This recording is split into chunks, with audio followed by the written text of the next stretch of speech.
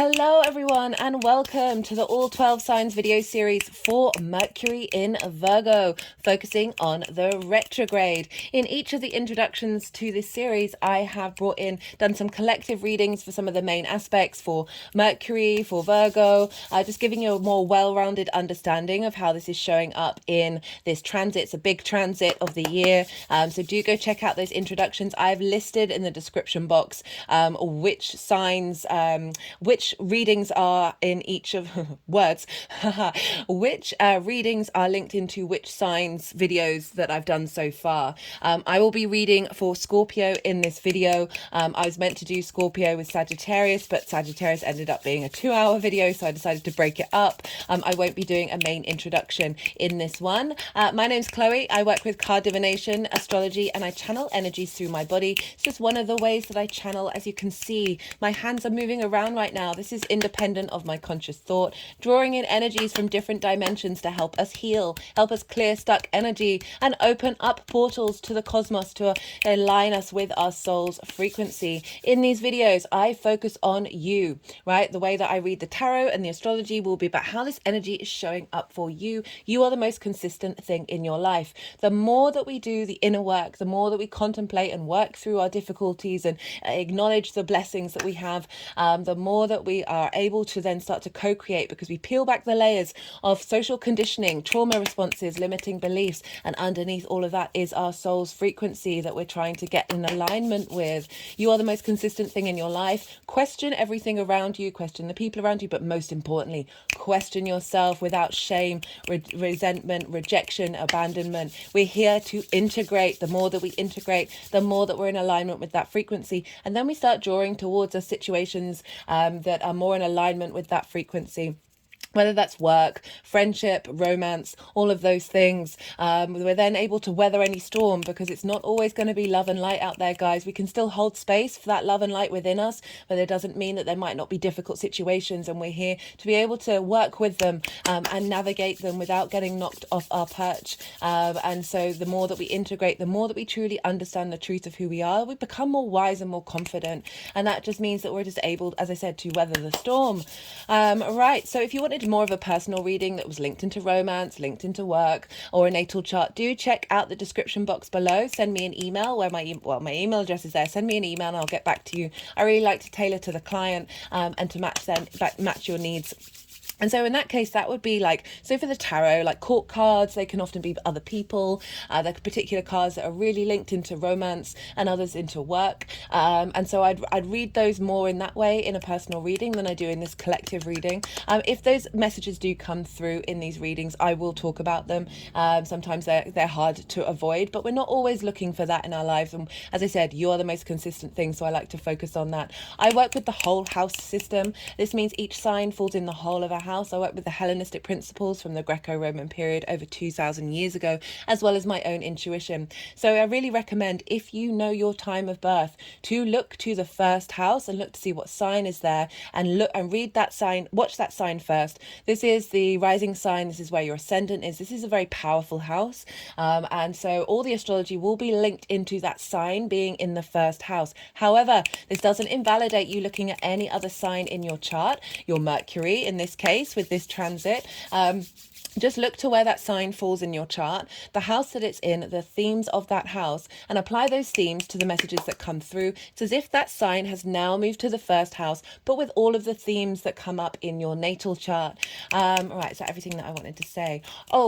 Before I forget, in the Leo reading, so I've got this road opener candle here, which actually had, let me get the main part of it. It's actually this. And I've been using it since doing Mercury transits on this channel. And while I was doing some energy work for Leo, it cracked open and exploded, right? And so I just wanted to mention it because I then channeled some information which I felt was very much for the collective.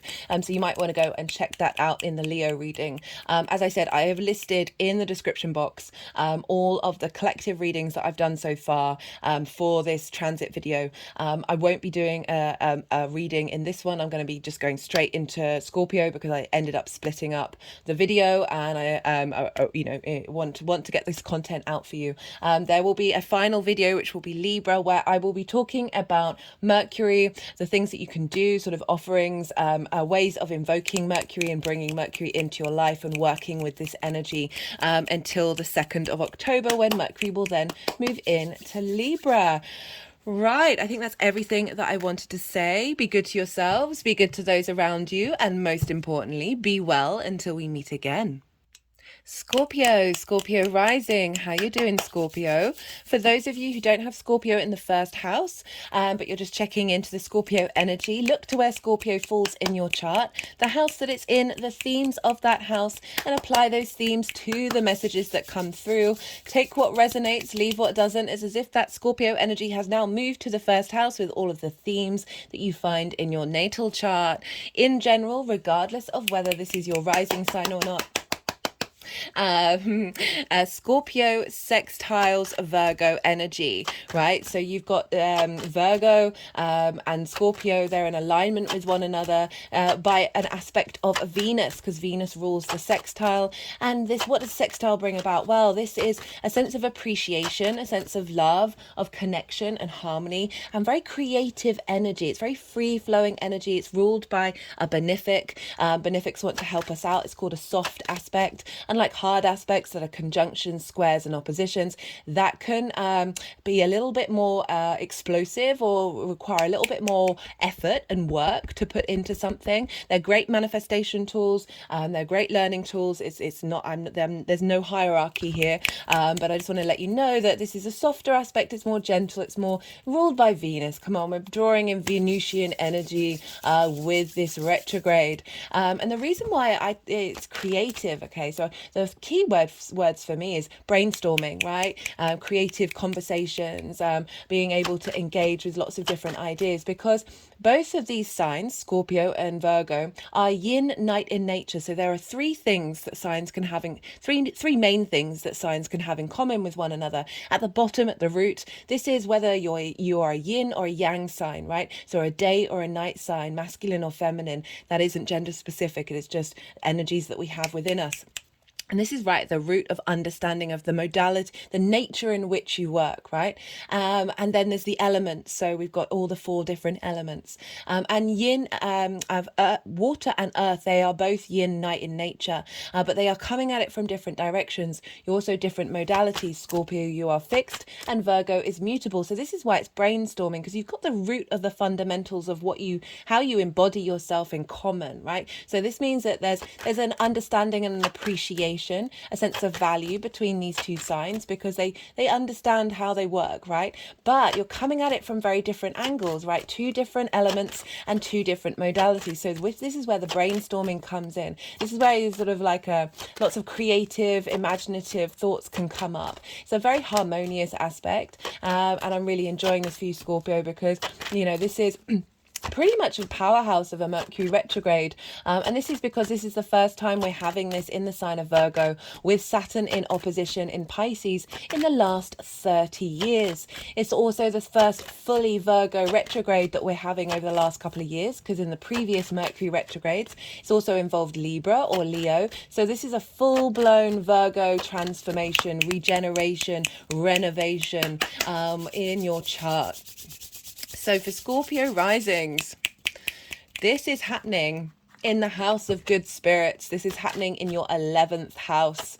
This is your hopes and your dreams, friends, groups and alliances, as well as reaping the benefits from your 10th house, which is like your life purpose, your career. It's a very positive house. So we're making positive changes here. We're really getting a lot of benefit and boon coming in with Mercury retrograding here. Mercury is also in its own sign. Mercury rules Virgo. And not only that, but Mercury is exalted in Virgo, and so it's the only planet that it's exalted, that is exalted in its own sign, right? So this is when the energies, the higher vibrational energies of that planet are magnified with the higher vibrational energies of that sign to bring a sort of a boost, like a really big exaggeration of this energy. Mercury is incredibly powerful in Virgo.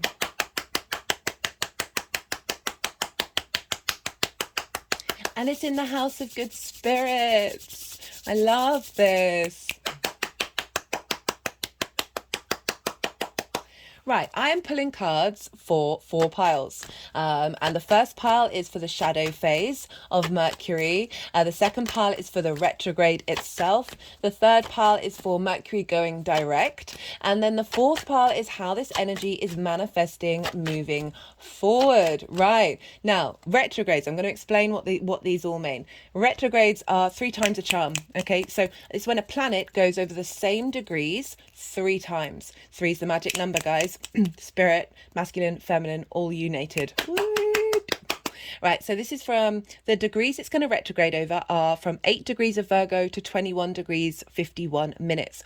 All the degrees, all the dates are in the description box. As I said, I've listed all the introductions in the description box as well, all the decks. I've also listed all the major aspects that are happening in this transit as well, because there's a lot of information and I know it's a lot, so it's all there in writing, so you can go and look and maybe go and write it down in your journal and see what comes up, or your diary, and see what comes up on those days of like what's going on, what clues and signals you're getting. So it's all there, so don't worry if like you don't remember some of the details, because they are all in the description box. Right, so I was gonna do me action, right? So let me break down the three goes on these degrees. So at the moment we've got the shadow phase. This is from the 4th of August, and so this is when Mercury is like going forward, but it's going over the degrees. It's then going to retrograde over. It's going to pause and stop. This is called a station. When planets are stationing, either direct or retrograde, this is very powerful energy, very magnetic, amplified energy. So it's going to slow down and stop, and this is on the 23rd of August, and then it's going to go retrograde. So it's going to go back over the degrees. It's going to look like it's going backwards in the sky over the degrees it's already gone over. It's going to pause, slow down. This is the 3rd time, and then it's going to station direct, and then it's going to go back over those same degrees again. Now I find with retrogrades that it's not until, on average, it's not until that planet has gone into new territory, right? So gone beyond the 21 degrees 51 minutes into a new landscape, a new section of the book, right? Of this journey that we're all on. Having learned everything and integrated, this is when things start to get going. Right? It all depends on your chart. Sometimes it can pop up with the forward motion, with that 3rd part of the cycle. But I just want to let you know that that's what I've seen come up. Is quite common for that to be the case. Of it's not until Mercury is then going to go out of its sort of shadowland of those degrees, out of the retrograde degrees, until things start to kick off. Right, so the shadow phase, this can often be louder than the retrograde itself. It all depends on your chart, depends on what's going on for you in terms of the astrology on a personal level. I've seen it show up not at all, as well as being incredibly loud. If it's not showing up at all, just bear in mind that this is all happening on a deeply unconscious level, that it's still integrating, it's still doing what it needs to be doing. It's just not necessarily as loud and proud on the main stage for some of you as it may be for others. Right, so this shadow phase, as I said, this is the shadow, right? The unconscious, the magic of the universe, that which we cannot see. That's that which is in the shadows that are being revealed, right? We're getting clues and hints and signs about what this retrograde is going to look like for us during the shadow phase, which, as I said, is from the 4th of August to the 23rd of September. And so this can have more disruptions than the retrograde. As I said, it all depends on your chart, or more tools and wisdom and to help you understand what that retrograde is going to be like. And so when we're in a state of observation of this, we can then start to co-create. It's not about necessarily trying to then plan and control the retrograde, because that's still going to be going to bring up new information, right? It's not sidestepping that sort of surrendering element that we do with the retrograde, but it can help you just be a bit more peace with the change and the disruption that's going on, because you know that that's what's going on in the skies, right? That's part of the cycle, and we will be moving through it, right? You can get some perspective. And then we'll go to the retrograde.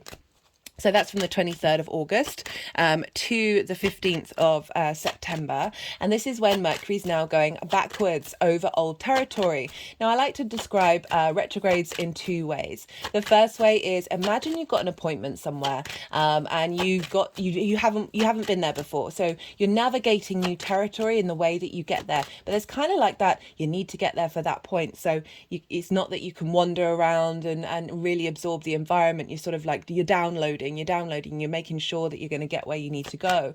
And when we're going somewhere for the first time, we're entering in a new environment, our body, our senses, our cognitive mind, our unconscious space is downloading and absorbing all of this new information of this new environment that we're in, right? And so that can get quite overloaded. We can feel quite heavy with that. Because we're processing, we're learning, we're absorbing all this information. We're meaning making machines, right? This helps us survive and thrive in order to find patterns. But with this of like, you're heading to a new place, like you may be checking your maps, you may be double checking in case you've got it wrong, looking at the road signs, making sure that you're taking the right turning, all of that, maybe doubling back and going back again. All of this is taking up a lot of your space. So you're really in learning mode. And then when we have the retrograde, this is the walk back. Right? So this is, you've already done the route, but it's not like you're 100% familiar with it. It just means that the percentage of learning diminishes and you get a more space to be in a state of contemplation, right? Perhaps you're noticing the flowers or the shop signs that really took your fancy, like really stimulated you, or watching the people around you, and just taking a little bit more of your environment and contemplating how you're connecting to it, rather than with this sense of planning and objectivity at the end result, right? So this is now you're sort of exploring territory that you've already been over and seeing how that feels with you, and working out, okay, what nuances need to be engaged with, and what is it that you're not wanting to focus on, okay, and what are you letting go of. And then the third time, say you've got another appointment, you've already done the route, right? You're really familiar with this, right? Oh, I forgot to mention, it's often when we've gone somewhere for the first time, that drags out, and then we come back, it goes a lot quicker, right? Because we're no longer constantly absorbing all the information around us in a way that we get overloaded and we can't necessarily be in flow and be in ease. So that second time we're a bit more in flow. Third time we're in way more flow. So the percentage of learning is diminished, and now we've got this contemplation energy that's like way bigger. And so on this time, you might decide to go down a different path, to take a different route, like a little mini detour, just to go and explore, right, and see what's down this other road, knowing you know where you're going to head to, you know where you're going to get to, and everything's moving a little quicker, a little bit more momentum, but you're able to explore, you're able to contemplate in a with a lot more depth. I'm just going to pause because that candle's nearly out, so I've had to add wax, so I'm just going to pause and make sure that all the wax is getting in there. Sorry about that, Scorpio. Yeah, so the third time is when you're able, as I said, you're able to take a little bit of a detour, and then perhaps get some more wisdom or some more clues in that little detour that you're doing, because you're more familiar. This is the third time you've gone over this territory, so you're able to explore new possibilities and break out of the norm. Retrograde, people who have retrograde planets often tend to sort of break out of societal norms. They tend to question things a lot more. They don't necessarily take things as read, because there is this element of contemplation of going over something more than once than, let's say, the direct action that we have, right? Direct action is brilliant. It's motivating, helps us go, helps us take action. But if we had direct planets all the time, we wouldn't, like, we're getting downloads, we're getting upgrades all the time. And if we never had that time to rest and like regroup and slow down, well, then we wouldn't be able to integrate the downloads. We've got so many planets retrograde at the moment. Neptune, Saturn and Pluto, Venus, Jupiter and Uranus are going to go retrograde as well. So Uranus is going to go retrograde on the 29th of August. So that's going to be during the retrograde of Mercury. So that's going to be fun. Yeah, so there's a lot of the planets that are really calling us to, like, let's digest everything we have just gone through, because we've all gone through a lot, right? Both on a 3D level and a 5D level, right? I feel like the upgrades have just been coming quick and fast that we're struggling to integrate. And this Mercury retrograde is really helping with that. Oh, my head's just rolled back. And so this is a very, very powerful retrograde that's happening here. And then, as I said, how this energy is manifesting moving forward. So that's the 3 times the charm energy of this retrograde. So it's slowing down. It's looking like it's going backwards. We're often sort of revisiting things that we've gone over. It's a great time if you've got any projects and plans that need like a sort of editing or working through, or like making sure that you don't miss anything. This is a great time to do that and spend time working on that. We've got the Venus retrograde going on at the moment. That's happening in your 10th house. That's kind of a big deal. And oh, let's move this down. And yeah, so there's a lot going on. We can obviously get all the miscommunications, post not turning up when it should do. If you are sending out important emails, do a follow-up to make sure that it's been received. If you're just, just be mindful, right? Do what's right for you, but just be aware that things can go wrong. My ring light has been playing up with this Mercury in Virgo, and sometimes electronics will get a little bit haywire. I mean, as I said, it all depends on your transit. It all depends on where this is showing up and your personal chart. And this can also bring people coming back into your life that help remind you of something that you may have forgotten, whether that's from a past life or from your childhood or from another part of your past, that just helps you sort of reassess and reevaluate where you're headed and what you're doing, and sort of a remembering. It can also, people can come back into your life, but I felt like we cleared that in one of the introductions. So sorry. People can come back into your life where you've had sort of unresolved issues that needed to be sorted out. And when I talked about this during which video, which introduction was it for? What did I just do? I just did Sagittarius. So I think it was the Capricorn video where I talked about how people may show up in your life, because it is the messengers, right? Mercury is the messenger of the gods, so it can bring people into your life who are here to share information and here to bring you messages. That they kind of did some energy work while I was doing that reading that felt like to me that it was helping sort of clear that energy without you needing to have that reconnection. Because sometimes that can be a bit triggering and a bit traumatizing, and like if it's not really necessary to engage in that, like it genuinely felt like that they were helping out and clear that energy, in order to then bring in reconnections that are helping you then look to the future and help nourish you rather than remind you of a situation where that wasn't the case. However, sometimes we need those as well. So it's not, if these things do turn up, it's not because, oh, you didn't get that energy healing. Well, no, that's just nonsense, right? So it's just for those of you who were it wasn't necessary in order to free up some more space. But for some of us, sometimes we need that re-remembering of a past situation to let us know where we've come and who we are now. It can also very much, as I said, people from past lives as well can come up to help you on your path and navigate this new framework that we're now entering in. It very much feels like a quantum leap in the way that we engage with the 3D world, okay, because Virgo is earth energy ruled by Mercury, so it wants to facilitate the 3D experience. It wants to use the information around you in order to clear stuck energy and allow flow to happen, right? And so sometimes we can get really stuck on certain ideas that are actually limiting the way that we're able to find opportunities and find new solutions to help us expand into the quantum field, right? My practice is bringing the quantum into the 3D. It's not about shaming the 3D. It's not about rejecting and hiding from things. It's about allowing those things to flow through you. You don't have to absorb them and attach yourself to them. But it's also honoring that experience as well without letting it getting pulled into you and taking you over.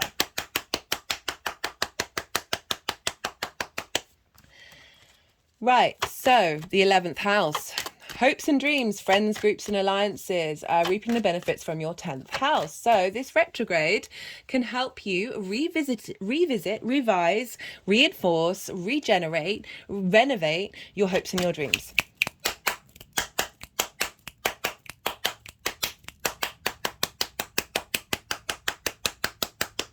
We've got a very powerful Mercury, okay? So exaltation. What does exaltation mean? Well, if you think about a sign as if it's a realm, okay, and that realm has a certain way of doing things, and that's the sort of the cultural norm in that realm.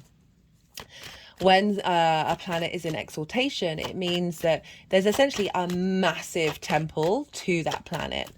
But Mercury rules Virgo, so Mercury's got its own jam going on in Virgo already, and this is just making it even bigger, right? That it's raising the vibrational frequency of both of those elements, both Virgo and Mercury together, and really helping us bring in a new way of facilitating the 3D world.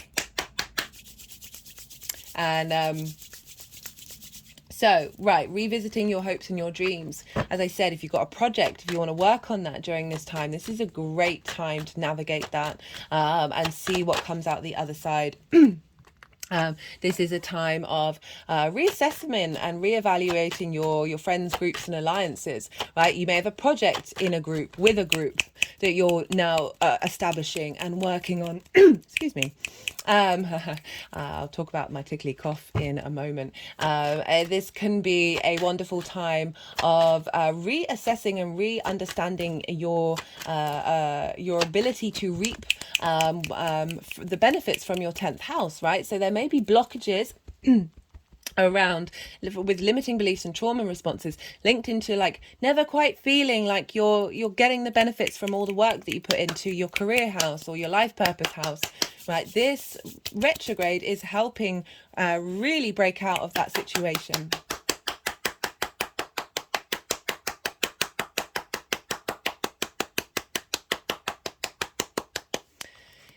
It may be that you're spending time in groups and alliances where you're brainstorming with them all. And that is providing support and wisdom and understanding of what your hopes and dreams are churning into. That may be facilitating feeling good about yourself, and then therefore that is reaping the benefits from your life purpose.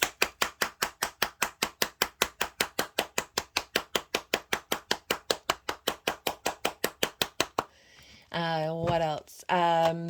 And this is sextiling your Scorpio energy. So for Scorpio risings, this is how you embody your sun or your moon in your actions and your deeds. It depends on if you've got a day or a night chart. This is your body, your appearance, your vitality, your character. It's often how other people see you. This is the house of self. So you've got this very creative energy of how you embody yourself, feeding into this revamp of your hopes and your dreams. So you may notice in the way that you move through the world, the actions that you take are being facilitated by this revamp, okay? And you're facilitating that, right? So there's appreciation both ways, there's creative energy both ways.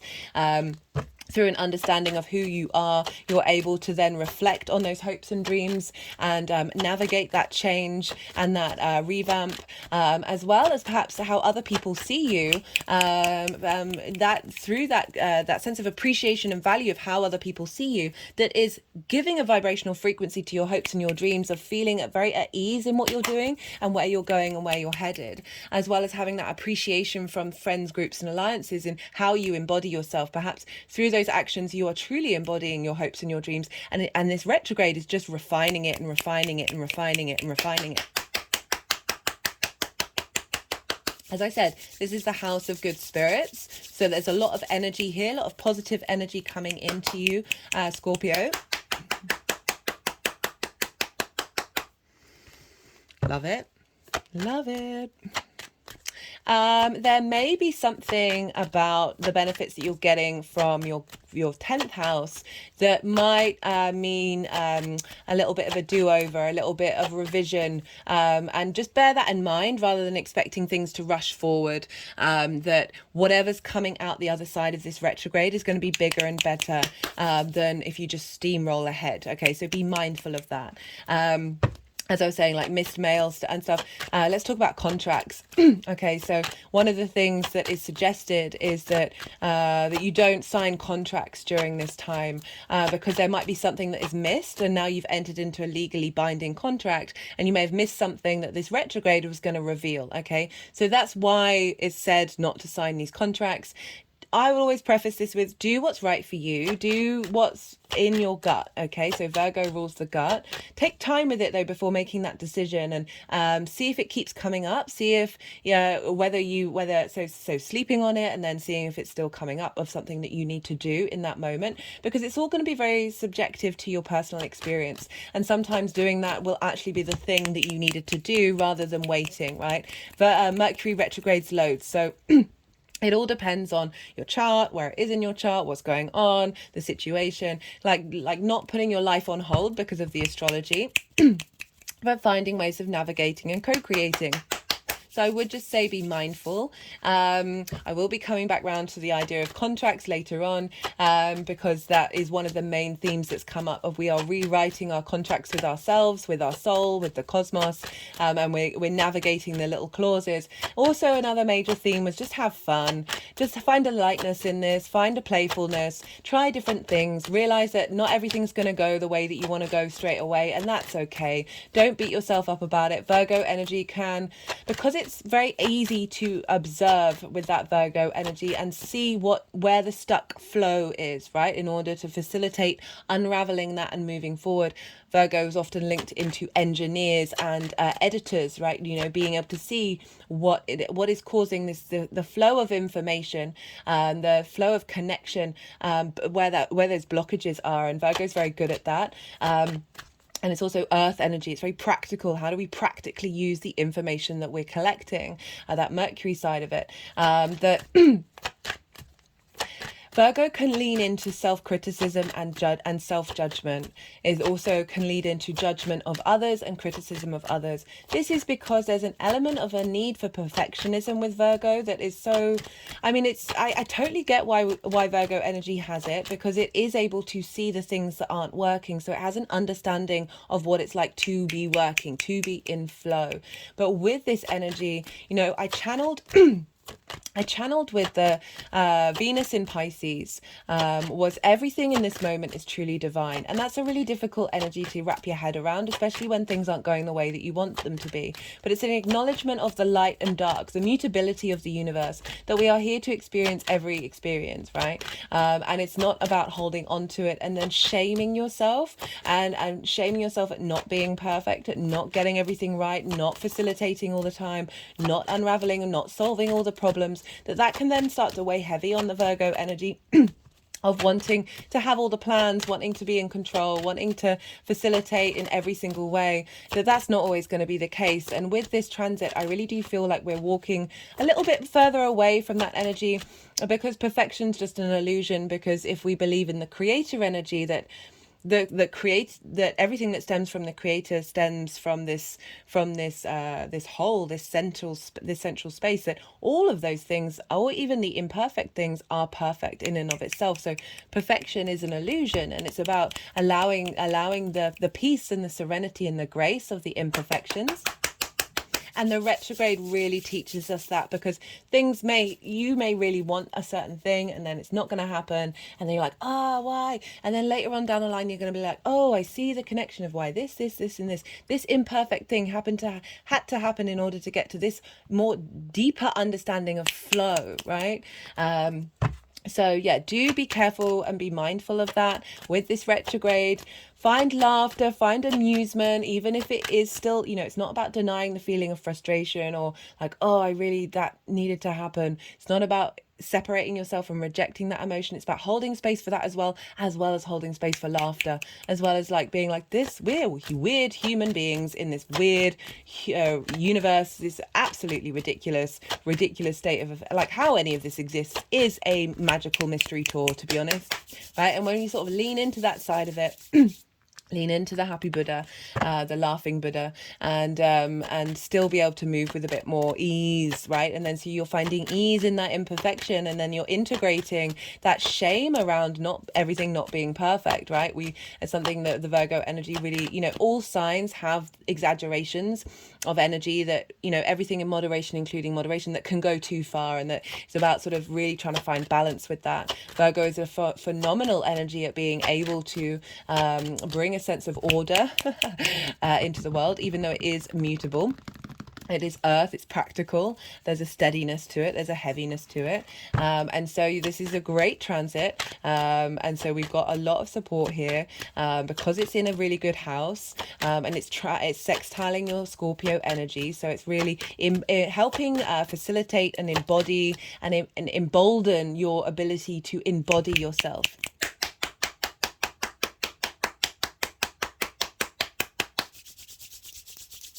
Helping you find quantum solutions to facilitating your hopes and your dreams, facilitating the groups and alliances that you're a part of, and facilitating this elevation of the benefits that you reap from your career. Just be patient.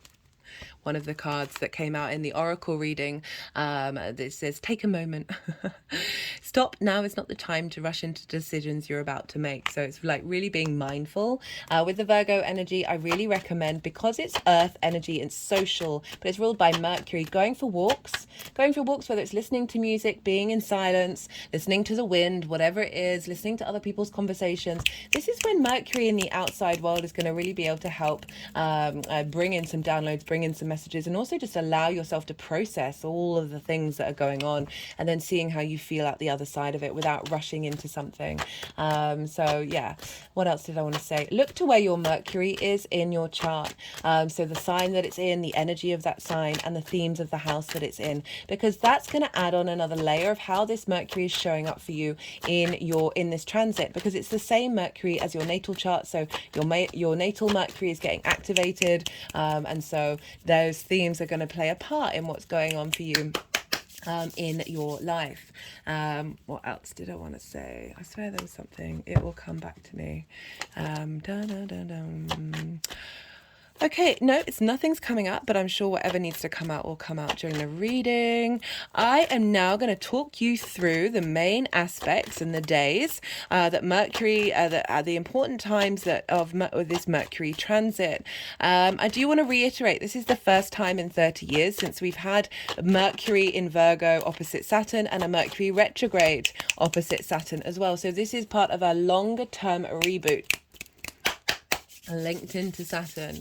Okay, a lot of the transits and the aspects that Mercury is making throughout this transit are with the outer planets. The outer planets have longer term cycles. They're more the sort of the transcendental planets that are outside of the visible, our visible eyes, that are more connected not only to the solar system but also to the further outer space, right? So we're bringing in a lot of galactic support, a lot of higher perspectives to help integrate this very, very powerful Mercury in this 11th house. I do like the sense of this appreciation and value and understanding of how you embody your hopes and your dreams. I really do like that energy for you, Scorpio. And also it's in an earth sign as well, and you, for Scorpio risings, you're a water sign. You're both yin, night in nature, so there is an ease of moving with this retrograde that's at place. So right, let's start with the 4th of August. So this is when Mercury went into shadow phase, when it entered 8 degrees of Virgo. And as I said, the shadow phase can often be louder than the retrograde itself.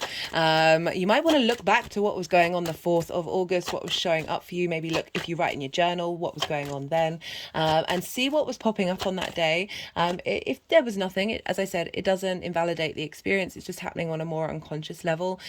And it's still doing a lot of deep integration work rather than the sort of the exterior. But do go and think about what was popping up around then. You might find some little hints. I got a headache. I don't have headaches very often. I also got a really tickly throat, which is slowly fading away now. But sometimes we get physical responses to these upgrades, to these shifts of energetic frequencies.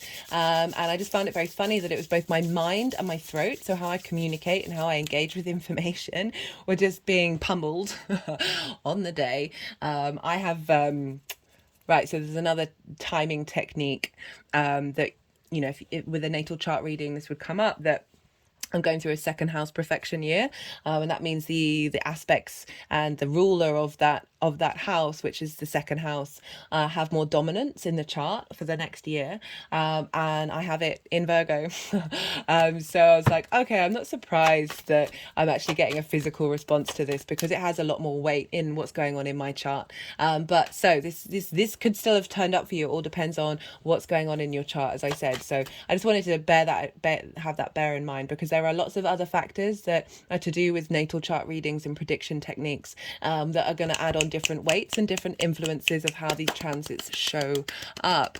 But on this day, so Mercury was opposite Saturn in Pisces, and the moon was in Pisces. This was a big imprint at the beginning of the shadow phase, with Saturn. So Saturn is over in Pisces, which for you is in a fellow water sign. So this is trining your water energy. So not only have you got a sextile, which is an aspect of Venus, which is a benefic, you've got a trine, which is an aspect of Jupiter, which is also a benefic. So you've got a lot of creativity coming in and a lot of wisdom coming in from Saturn to your Scorpio energy, right? So Saturn for you, Scorpio rising, is over in your 5th house. This is your house of creation energy. This is the house of joy, right? Saturn being through there might mean that you're not necessarily getting the same amount of joy as you usually do, but it's all in order it's in order for you to find integrity and strengthen those foundations that then are going to kickstart when Saturn leaves that sign. Okay, for most of you. It's going to really have you re-transform that area of your life.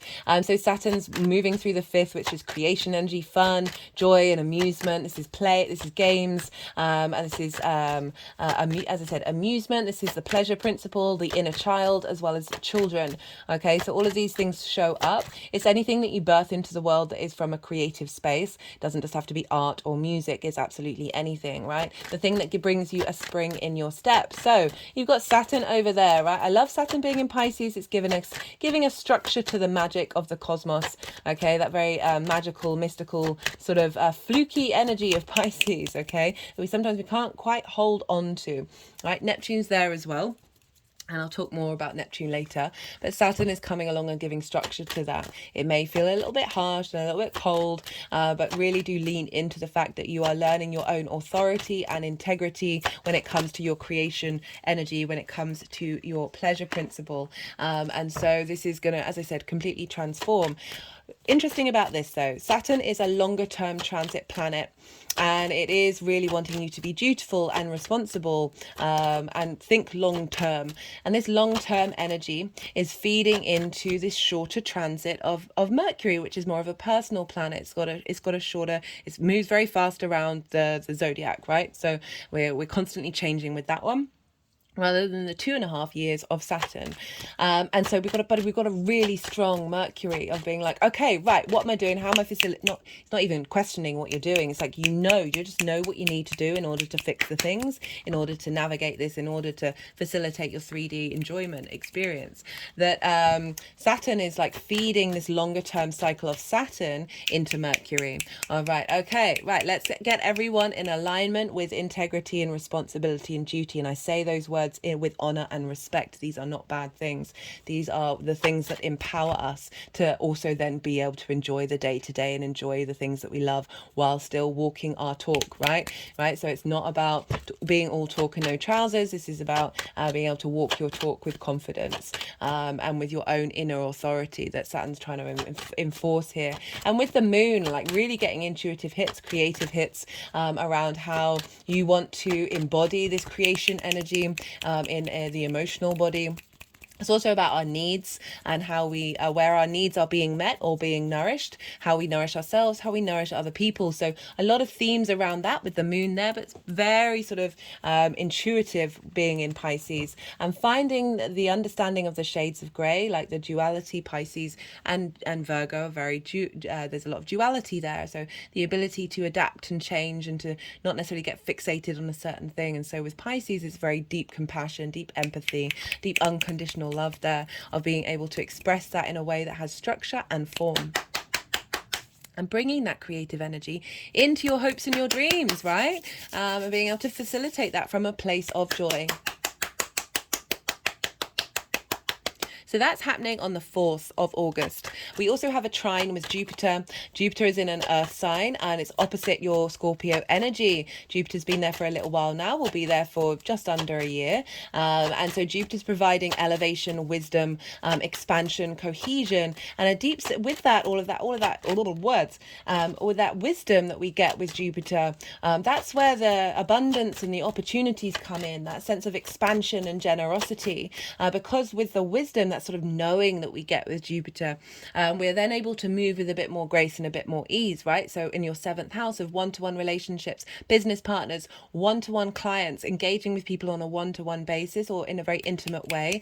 This is also intimate friends and intimate, more long-term committed relationships, right? So Jupiter's moving through there, helping you find wisdom and understanding about what it is that you want from those relationships. How do you want them to show up? How do you want to show up in those relationships? What it is that draws you towards people. There may have been some opportunities and of expansion in that framework, and that is all trining Mercury over in Virgo, of like, okay, let's find the wisdom and understanding and expressing that wisdom in one-to-one relationships. That is then a feedback loop into your hopes and your dreams, because you're exploring that wisdom, that knowing, that then is helping settle Mercury, who's very much like the small details of like that knowing coming in, of that balance between the self and the other, that is perhaps healing trauma responses and limiting beliefs around relationship dynamics that may have been blocking you from being able to hope and dream.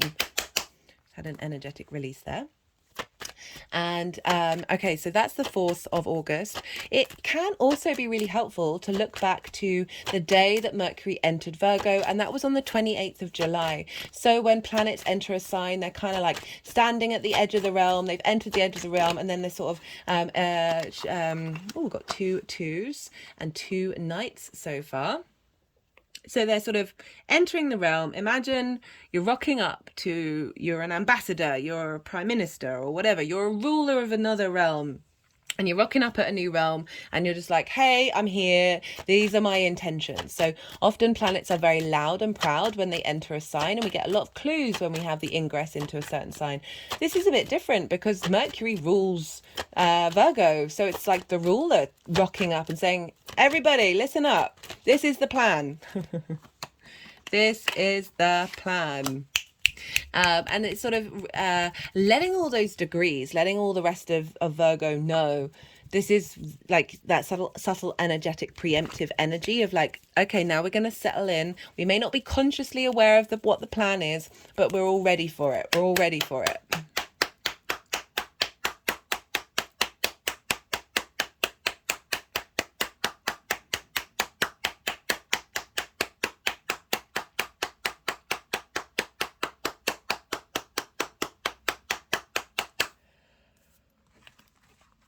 On the 9th or 10th of August, depending on where you live, this is when we're going to have the exact trine with Jupiter. So on the 4th, this is Mercury leading up to the trine, like approaching the trine with Jupiter, getting very excited about this integration of the wisdom and like being open to it and enjoying that energy. And now we've got the exact trine. And so this is when something might show up that's a little clearer of what this means for you and how this is showing up. So be mindful of these dates. If you're watching this after the event, you're not missing out.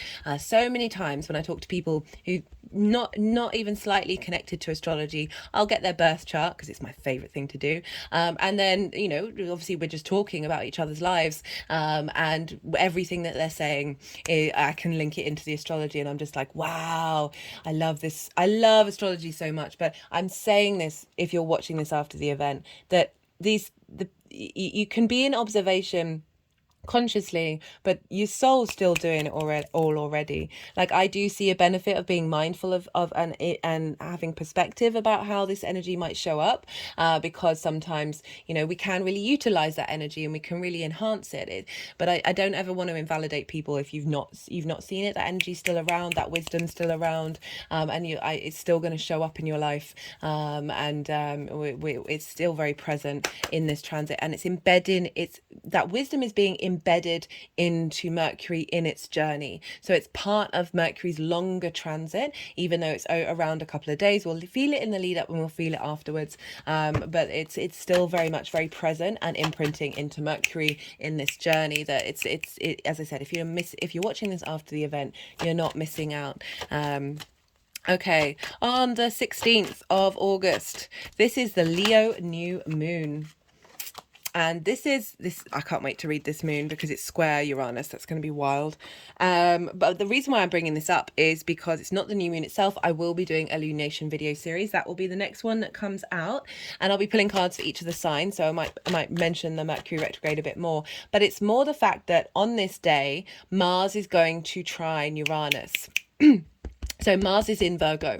So at this point, Mercury is ruling Mars. It's governing what's going on with Mars, and therefore it's governing and impacting what's going on in the signs that Mars rules, which is Aries and Scorpio, and you are one of them. So this is even more relevant to you than perhaps other than Aries. Mars is one of your rulers. You have other rulers depending on your chart. That this is going to have a little bit more of an impact because one of your rulers is Mars, and Mars at this time is trining Uranus. So we've moved from trines to Jupiter to trines to Uranus. This is also in Taurus. And so Mars and Uranus are very, very independent energy, right? Mars is about our passions, our motivations, our drives to move forward, the things that get us out of bed in the morning, the actions that we take, and what are we prepared to stand up for? What are we prepared to concede over? And Uranus is the oddball of the solar system, right? Its axis is this way rather than this way compared to all the other planets. Its North Pole points towards the sun, which I love because they're in cahoots with one another, even though Uranus is supposedly like the rebel, right? Very innovative, sort of breaking out of social norms. North Pole pointing towards the sun, as in like they are in alignment with one another. Love it. The moons are all retrograde with Uranus. Uranus energy wants you to tap into you being you and you not kowtowing to social norms within boundaries, right? Right. Respect, honoring, consent, do no harm, all of that stuff. That's a given, but it's about really being comfortable being you. I might just pause about this candle again because I do want you to have the candle the whole way through. If you see blood on my finger, don't be scared. Being obviously very silly. That's got jagged glass and accidentally cut myself on there, but it's not bad at all. It is what it is. But just let you know, very appropriate for Mars, right? Mars is about cutting. I've invoked Mars. Right. So we've got Mars and Uranus, right? Uranus wants you to be comfortable being you. Like it's not bothered that it's the oddball of the universe. It's still doing what it needs to do. And it wants you to be free of those constructs that block you from being able to express your individual self.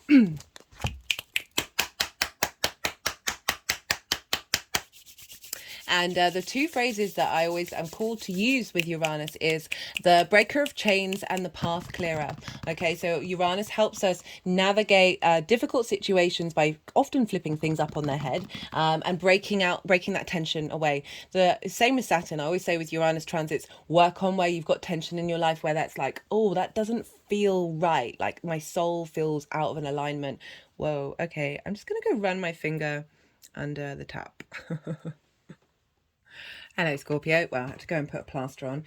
Usually I'd let it run its course, but, you don't necessarily want to see blood running down my finger, do you? Uranus and Mars, and in the meantime, all that wax is now melted. Right, so in the meantime, what was I saying?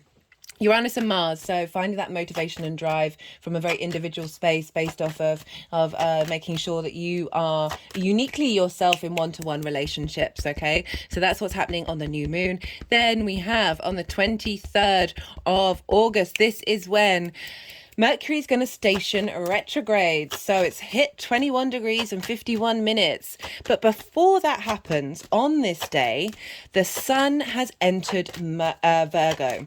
This is a big shift of energy. This is now means that the whole chart, all the signs, all the planets are being governed by Mercury, are being influenced by Mercury. This is pretty powerful stuff. So before this date, when the sun was still in Leo, Mercury was only governing Mars, which was governing governing Gemini, its other sign, as well as influencing what's going on in Aries and Scorpio.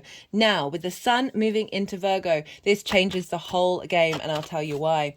Well, this is because, right, let's do the energy transfer. So whatever's going on with the ruler of a sign is impacting the signs that it rules. So Pluto over in Capricorn, which is ruled by Saturn. Where's Saturn? Saturn's in Pisces with Neptune, which is ruled by Jupiter. Traditionally, where is Jupiter? Jupiter's in Taurus with Uranus, ruled by Venus. Where's Venus? In Leo. So before, this would have meant with the sun being in Leo, that a lot of the energy was being governed by the sun. And now the sun has now moved into Mercury, so whatever's going on with Venus is being impacted by what's going on with the sun, and the sun is now in Virgo at 0 degrees of Virgo, right on the day that Mercury is stationary retrograde. The only time that there will be a luminary or celestial body that isn't being governed by by Mercury is when the moon is in Cancer. So the moon rules Cancer. So when the moon is there, the moon's in her own sign. So she's not being governed by anybody else. All the other signs, absolutely everything that's going on. And when the moon isn't in Cancer, it's going to be in a sign ruled by one of these planets that's being ruled by Mercury. So Mercury is running the show. This means that we get a whole holistic understanding and integration of what's going on with Mercury with the rest of your chart. Okay, so this revamp is, as I say, it's not just revamping your hopes and your dreams. It's revamping your hopes and dreams in alignment with everything else that's going on. Love it. So this is when my favorite aspect is showing up.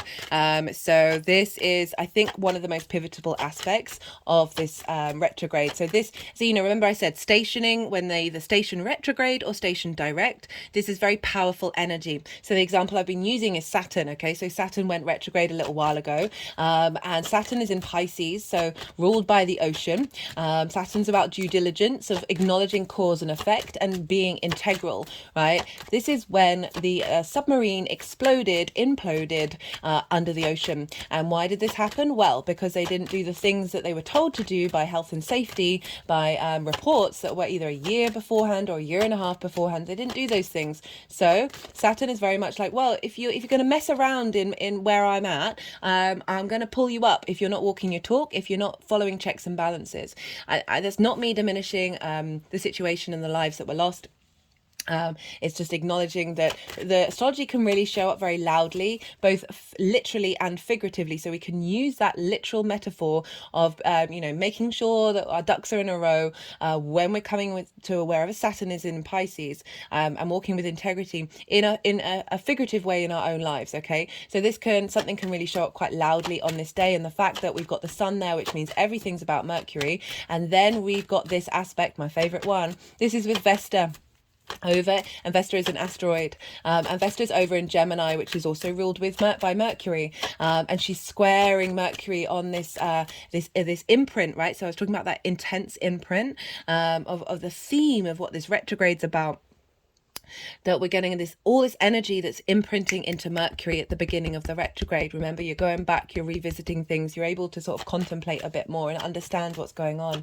Now, Vesta and Mercury, they are kin.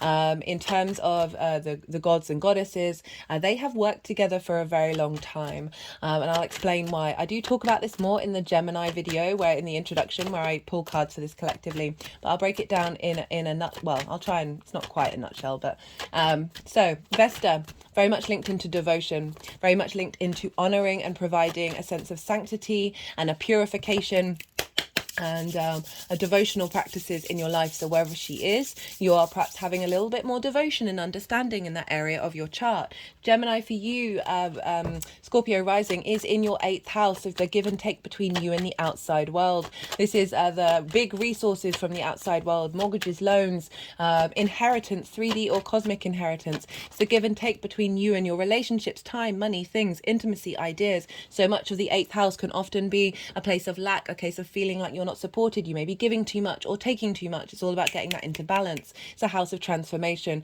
Vesta's moving through there, helping us find devotion and understanding and bringing balance into that give and take reciprocity that's coming up here.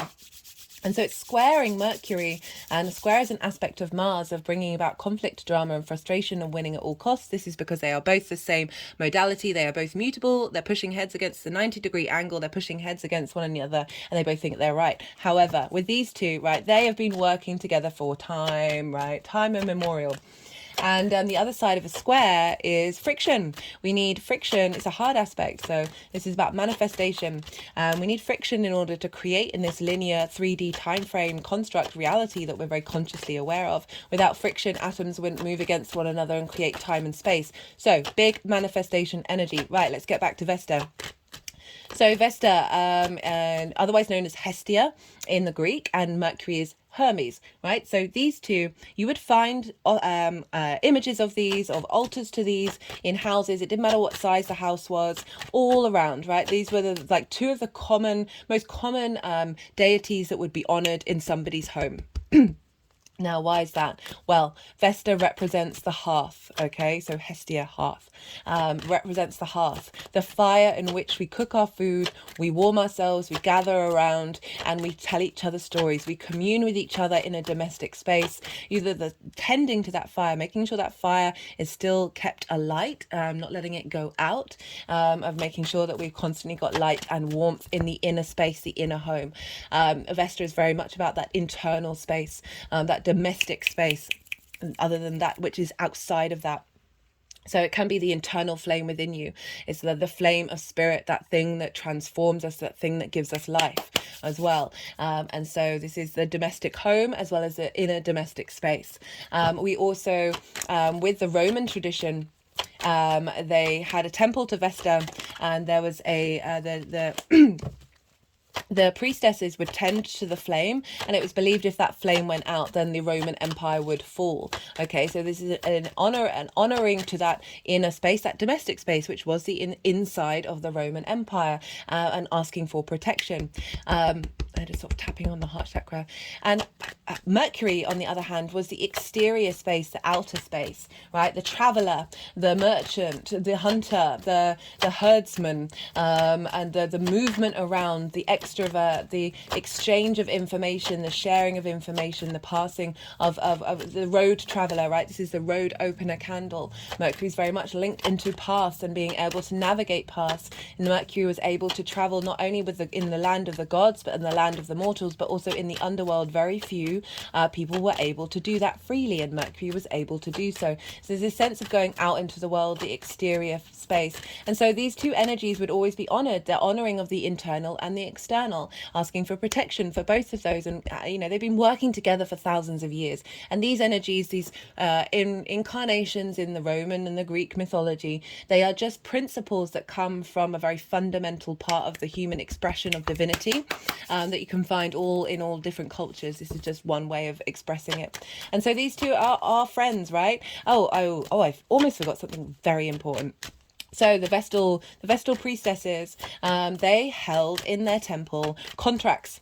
They held business contracts, wills, marriage contracts, decrees from the state, very important documents that people didn't want to be tampered with. This is where the element of purifying, keeping something sacred, something sanctified where it isn't disturbed, right? So with contracts, you've got a legally binding document where two people have agreed to do a certain thing, or one person's agreed to settle their estate in a certain way.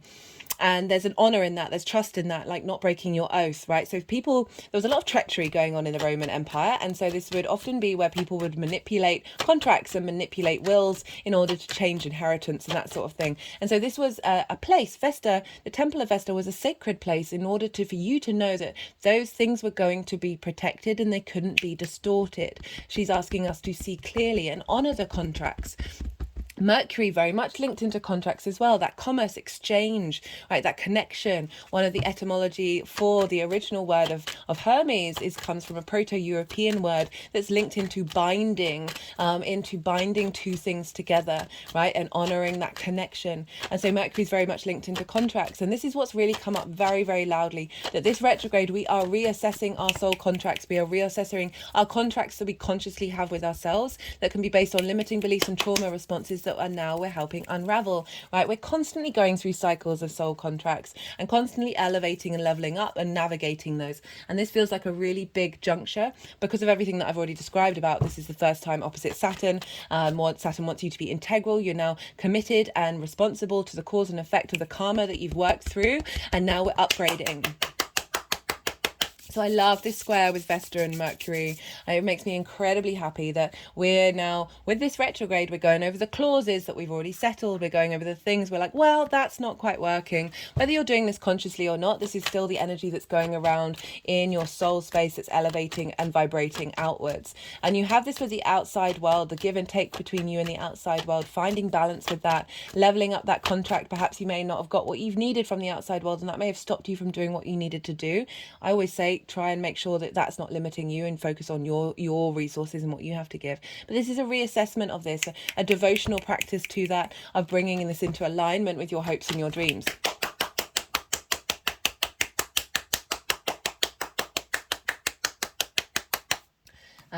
So yeah, very, very powerful stuff, as well as sort of like that, yeah, just bringing in a balance, and creating new contracts, that manifestation energy of the square. We've also got the moon in Scorpio. Hello. So that, again, this is sextiling that Virgo energy, and this is the intuitive hits of how you embody yourself, right? Understanding on a very deep level of what needs to be transformed, what blockages you have in your body, in your character, that have been blocking you from being able to bring these hopes and dreams into reality. It's a very creative energy. They're brainstorming, Mercury and the moon are really getting an alignment with your needs and how they need to be met. Not only that, but we've got Mars at 27 degrees, so it's 5 degrees away from Mercury, which means it's a conjunction, right? So you've got Mars and Mercury, this impetus of Mars of like, what are we doing, buddy? Right? Let's get going. That drive we have to take action in order to make changes is being instilled into this Mercury retrograde of like being confident in the way that we're going to navigate this retrograde. From a space of independence. Mars is very independent. Uranus is very independent. We've got a lot of independent energy with this transit. We've also got the trine with Jupiter over in Capricorn. So this is the Grand Earth trine that I've pulled a collective reading for. Do check out the description box for which part that is in. And so this is energetically around for the whole of the transit by sign. But this, at the beginning of the retrograde, is when we're getting closer to the aspect of the trine exactly with Pluto over in Capricorn at 28 degrees. And so this is bringing about deep transformation. Pluto is traditionally linked into riches under the ground, okay? Jewels, precious metals. And for me, this message of Pluto is helping us navigate fear and shifting that fear into the riches that we have within us, bringing things up, bringing talents, bringing skills, bringing a wealth of riches that has been hidden from us, that's always been there, but we've had blockages of soul contracts in the way that have, now we're navigating, and now we're setting ourselves free from those things. And you've got Pluto and Capricorn over in your third house of communication. Again, this energy is sextiling your Scorpio energy. It's all water and earth mostly in this transit. And so that's going to be a lot of trines and a lot of sextiles as well as that opposition. So there's a lot of support here. There's a lot of movement. There's a lot of inspiration and creative energy flowing through. And so that Pluto energy with Uranus, with Mars and Mercury is forming a grand earth trine where there's just a constant feedback loop through all the modalities of cardinal, fixed and unmutable, of what are we instigating this change, this magnetism, this power, this intensity of Pluto, of activating how you communicate, right? How do you express yourself on a day-to-day basis? How do you engage in your local community in a way that is fulfilling your hopes and your dreams, that is leveling up the integration and interaction you have with friends, groups and alliances that are in alignment with this new reshuffle and revamp. Love it. We also have the opposition with Neptune. So whereas before, at the beginning of the shadow phase, we had the opposition with Saturn, now we have the opposition with Neptune over at where have I written the degrees, 26 degrees of Pisces. So that's your magical, mystical wonderland that is in your 5th house of your creation energy. Neptune is about bringing different realities into our own. It's very mystical, very magical, can be delusional, can be full of illusion, but it is, you know, the ability to tap into the vast possibilities of the cosmos, all the dimensions, all the frequencies, all the realities, absolutely any possibility. And I love this opposition right at the beginning of the retrograde of like, this is where we're bringing the magic into the practical magic, guys. Practical Virgo with the magic of Pisces in alignment with one another, of how we're connecting the dots of the magic that we're finding in our creation energy that's facilitating these hopes in our dreams. Oh yeah. There is a wide orb with Jupiter. Jupiter's a little bit further back in Taurus. It is there by sign, so we're still getting the expansion energy of Jupiter, the wisdom of Jupiter feeding into this grand trine, and feeding into the connection to Neptune and Saturn over in Pisces as well. So and the opposition with you, with your Scorpio energy as well. So lots and lots of support from the outer planets in this transit. We're on the 4th of September. This is when, I'm just going to pause for a second. Okay, so on the 4th of September, this is when Venus is direct. And the reason why I'm bringing this up is because on this day, Mercury is exactly trine Jupiter. And so we've got another exact trine with Jupiter, so that's twice. And also the moon is in Taurus. The moon is exalted in Taurus. And so this is when the moon gets to feel good about herself. She's not worrying about safety or security. She's not worried about unmet needs because Taurus is ruled by Venus. And Venus is supporting the moon and saying, hey, what do you like? Let me help you out. So lean into that comfort, lean into that enjoying the pleasure of being around one-to-one people as well, because that's for you in your 7th house. Or feeling good about how you feel about one-to-one relationships as well. A lot of wisdom, a lot of support, a lot of expansion and elevation of that dynamic is happening on this day because we've got that trine Mercury over in your hopes and your dreams. So getting those desires and knowing of and that felt sense of what those relationships should feel like, feeding into Mercury, into those hopes and dreams, those groups and alliances, right? So how is that getting an alignment? Getting maybe some support from, say, a business partner or a colleague to help, you know, give you a sense of understanding of what you're doing and where you're at is beginning to flourish. More so, this is happening 2 days before the Cazimi. Okay, so this is on the 6th of September, and this is when Mercury is coming into conjunction with the Sun. So whenever we have anything conjunct the Sun, this is called a Cazimi. This is when a planet or a luminary or whatever it is goes under the beams of the Sun, gets burnt up and then gets transformed to the other side. And on this day, so we've got this support from Jupiter and the moon coming through just 2 days before Mercury is then going through its transformational phase, right? This is the midpoint of the retrograde. This is when Mercury moves from being an evening star. So up until this point, Mercury's been an evening star where it's rising in the evening after the sun has set. And this is more sort of yin and night in nature. This is sort of a very looking to the past, more cultivating, taking your time, slowing down, letting it all digest rather than taking direct action. And now Mercury's going to transform into the morning star where it's then going to rise in the morning before the sun. So it's rising before the sun every day. And this is like the sort of preemptive. We're looking to the future.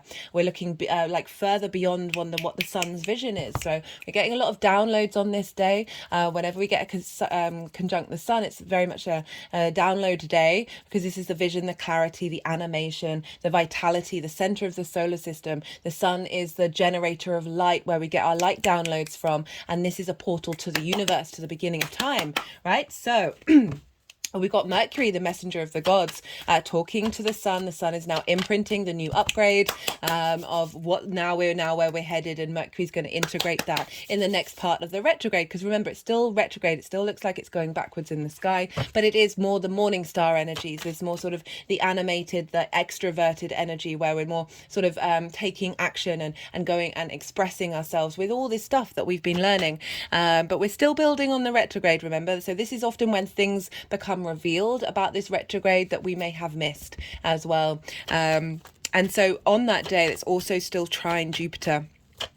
The Cazimi's at 13 degrees and Jupiter's at 15. So it's still very much where their energy is heading towards Jupiter. And so we've got that wisdom, that expansion, that generosity of Jupiter, of the downloads that are coming in. So that real sense of expansion of those downloads, like, which I love. Right, on the 15th of September, this is the new moon in Virgo. At the time of this moon being exact, Mercury's still retrograde, right? But right at the end, right stationary, it's stationing direct. So very powerful mercurial energy. People who have retrograde planets in their chart, Mercury retrograde, Steve Jobs had it. And there's a lot of it, this ability to contemplate, to think about the nuances before expressing oneself, right? So really being able to go over things in your mind. You've got this very powerful Mercury retrograde into influencing this new moon, and which is starting a whole new 6-month cycle in this area of your chart. New intentions, new beginnings, a regrowth, a renewal of where we're headed. And I love that this is right with this very powerful Mercury retrograde, because not long later Mercury is going to station direct. So at the time of this direct motion, the sun is trine Uranus. So the vision and clarity and animation, the direction, the purpose that we have in our lives is trining Uranus, which is saying, remember I said the North Pole of Uranus points towards the sun. They're trining one another. They're providing support, helping you be independent and finding very innovative, inventive ways of navigating one-to-one relationships and sharing that dynamic with your hopes and your dreams from that dynamic. Sorry, how many times I'm going to say dynamic? Bringing in, finding clarity and vision around the friends, groups and alliances that you're in, and being able to facilitate your hopes and your dreams with that, as well as finding perhaps some support from an individual that you have an intimate relation with linked into work, because we are dealing with the hopes and dreams.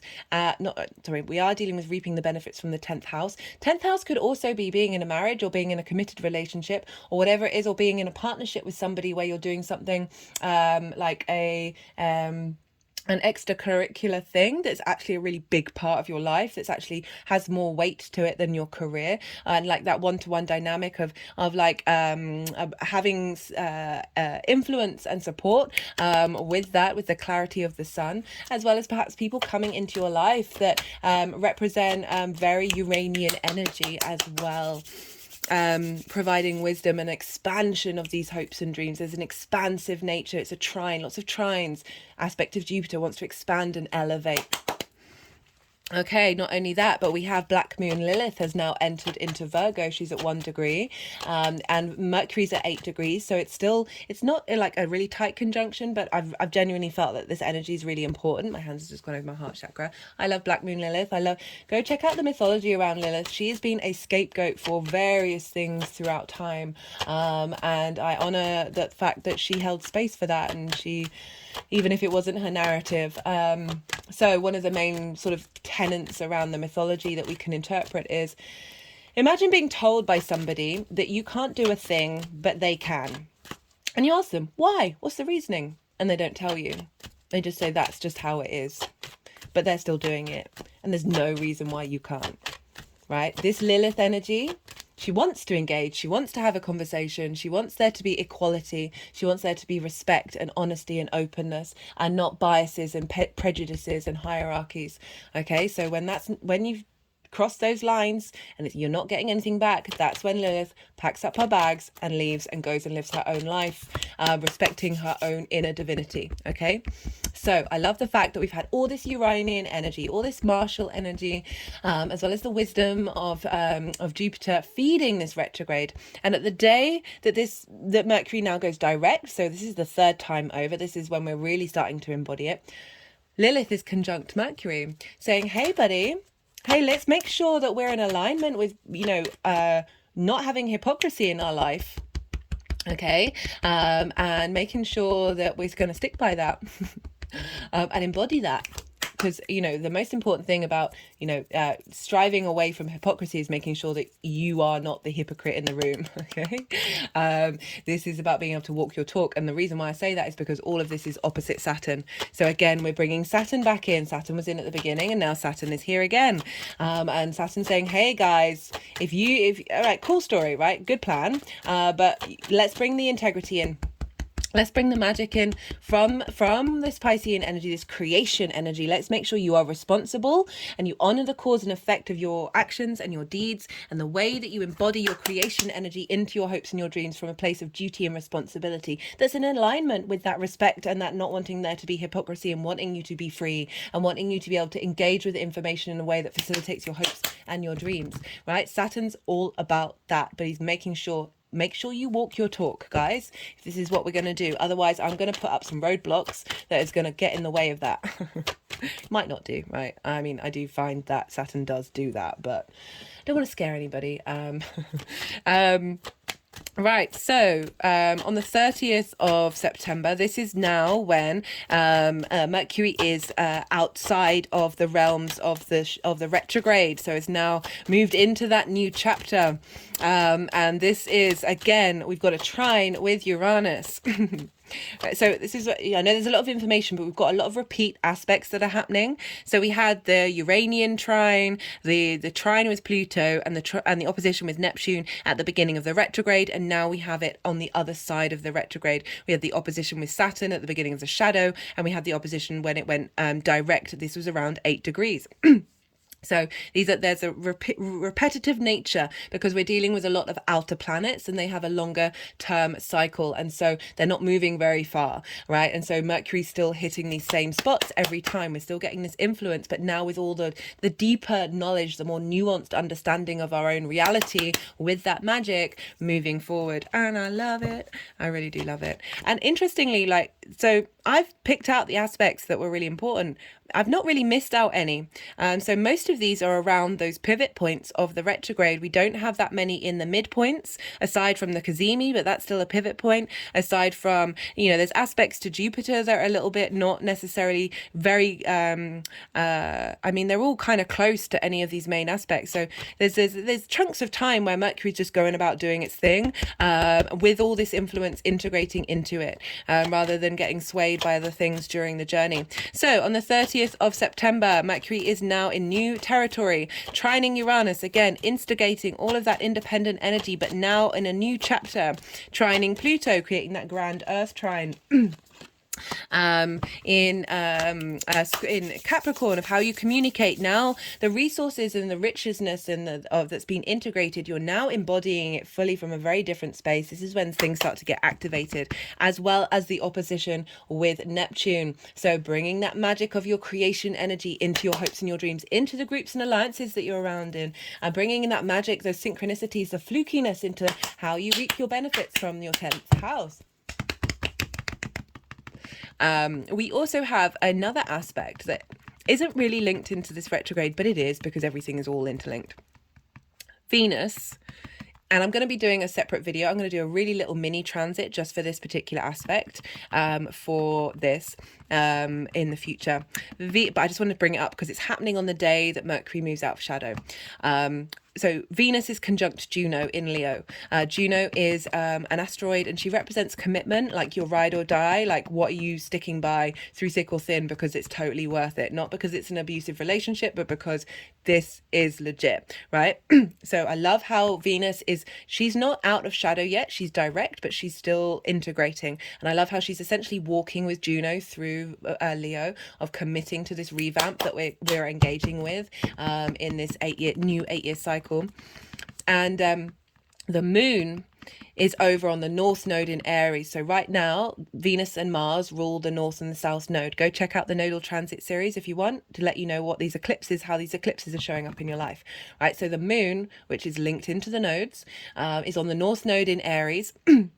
of like, where are we headed in terms of our individual ability to express ourselves and go out and be autonomous in our own decision making, amongst other things. So the moon, our intuition, how we are nourished, how do we nourish others, where are our needs being met or not being met, is trining Venus and Juno, of like that commitment to this heart space of how we embody our love, our value, our appreciation. And Venus and Juno are sextiling Mars. A sextile is an aspect of Venus, bringing creativity, appreciation, and value. Mars is over in Libra, in Venus's sign, with conjunct the South Node, right? So finding motivation and drive to be confident, of not people pleasing in a way that's detrimental to not only them but to you, right? So we've got this beautiful empowering aspect that's going on at the same time as Mercury's going direct, not going direct, out of shadow. So this whole new cycle is starting. Love it. On the 2nd of October, this is the last day that Mercury is in Virgo. And this is with the opposition to Neptune. So really reinforcing of bringing that magic, bringing different realities, different dimensions, quantum energy into the way that we integrate information, into the way that we collect information. We go about problem solving in our day to day before Mercury's then going to move into Libra and bring that all into balance and helping, making sure that there is a sense of equality in what it is that we're doing and the way that we're behaving with this magic, right? Like quantum relationships. The moon will also be on Uranus. So again, the Uranian energy going, hey, I want you to be free. I want you to be liberated. We're still working with the sun. We're still working as a collective, but we can be individuals in the collective. Very much the vibe. Right. That is all the astrology. So that was a lot. Yeah, that was a lot. But I love it. It's a long transit. It's totally worth it. I am going to go quiet now. So you have just had the yang day side of the reading. You've had the action, the stimulation, the extrovert, the go, go, go, go, go, go, go, go, go, non-stop. Don't stop talking. All of this information. You've had loads of information. Right. So this is a great representation of why we need retrogrades, because now we're going to have the yin night side of it. We're going to have the sort of the drawing in, the slowing down, the receptivity, allowing to absorb, to observe, let your mind settle. Don't try to force anything. We need our day action and we need our night rest. So this is the time when we're allowing all of that to digest and integrate. Okay, so just soften your mind. Don't try and force anything. See what intuitive hits are going to come up in relation to this transit, what's already been showing up for you, what you think might show up in the future, to see what's going to come from your own personal interaction with the energies. I'm going to go quiet because they're going to want to do some energy work, but more so that they move the cards around. And when they move the cards around, I find it difficult to channel, think and talk at the same time, because I too have to soften my mind and let it all settle and allow that channeling to move. So they're going to do some energy work, and then we're going to put the cards into the piles that they need to be in, and then I'll come back round again and I'll integrate the tarot with everything that's just been said.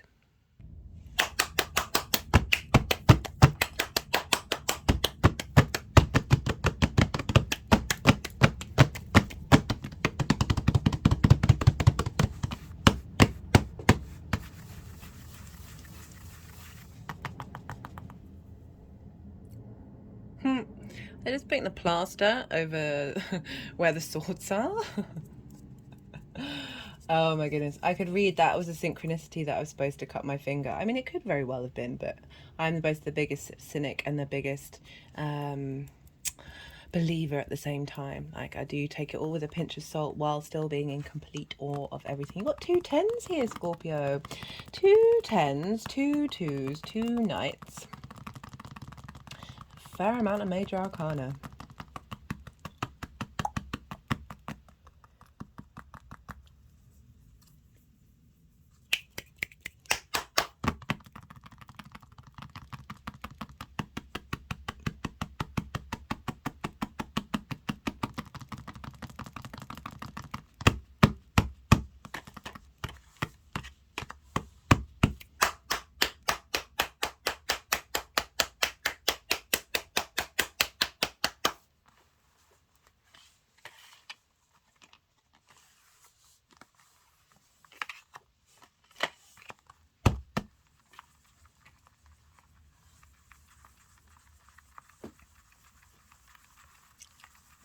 Ascendant energy release.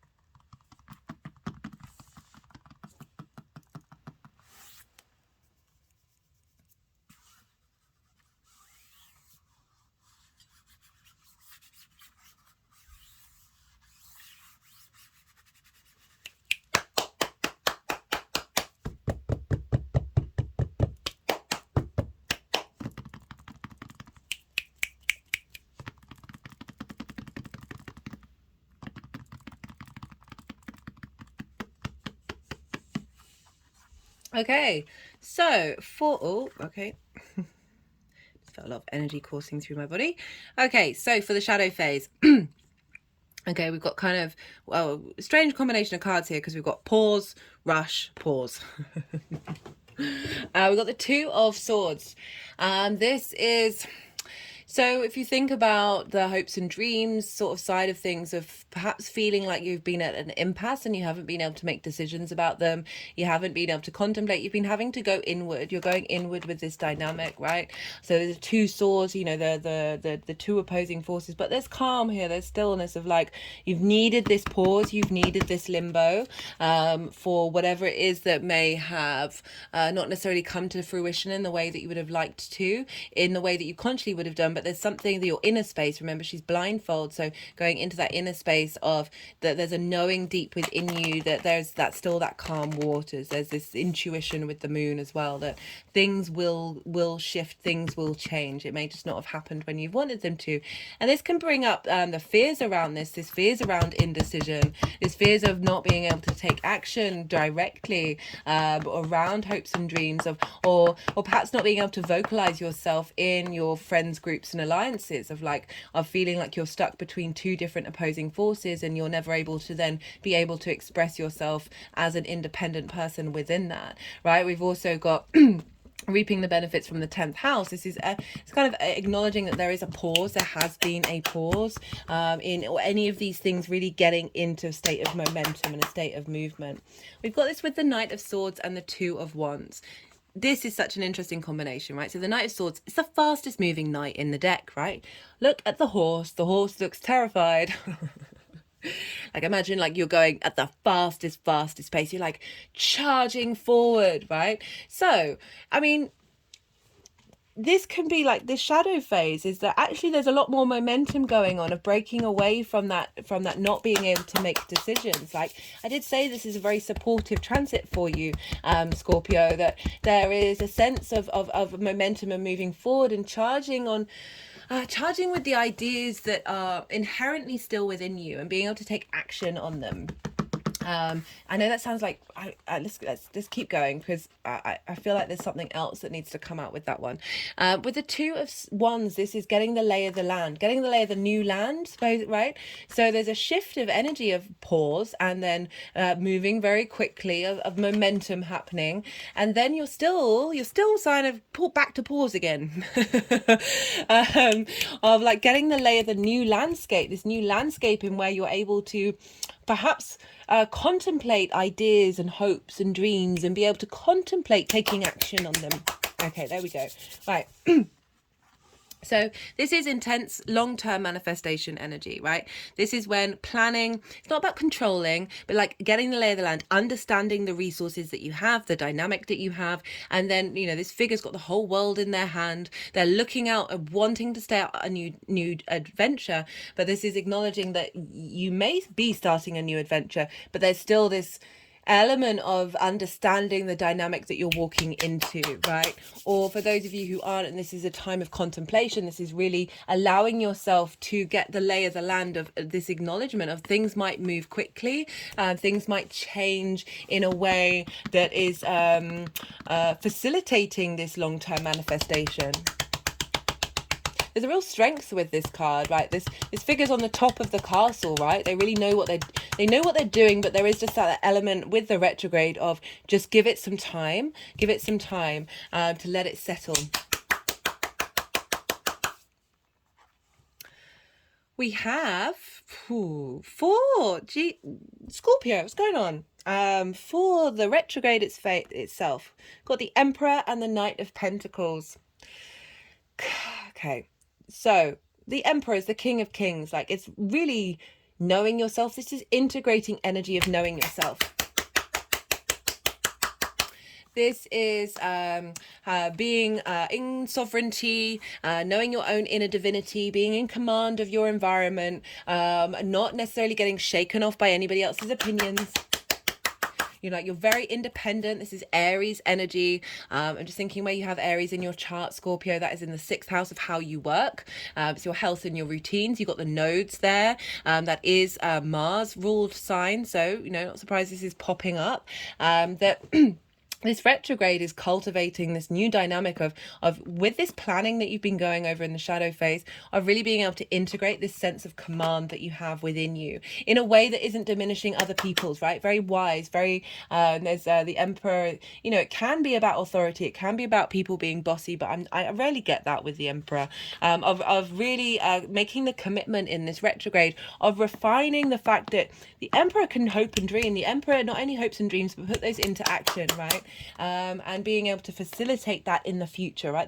This retrograde is a whole new revamp. It's not necessarily going to manifest straight away, but it's instigating this new dynamic, this new way of being.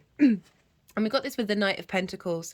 And so this is slow and steady wins the race. So again, we've got this command, this confidence coming in, but it is also acknowledging this is a retrograde. This is taking time. This is earth energy, right? Whereas the Knight of Swords is very fast moving. The Knight of Pentacles, that is the biggest, slowest horse of all the horses, but you feel very safe. Like, I'm getting the sensation that you're feeling very safe in what's going on. Like, you're able to bear witness to the nuances, to understand that you are still planning, right? Because look here, all the field has been tilled, but it hasn't been planted. So this is acknowledging that new contracts are being planted, new things are going to grow.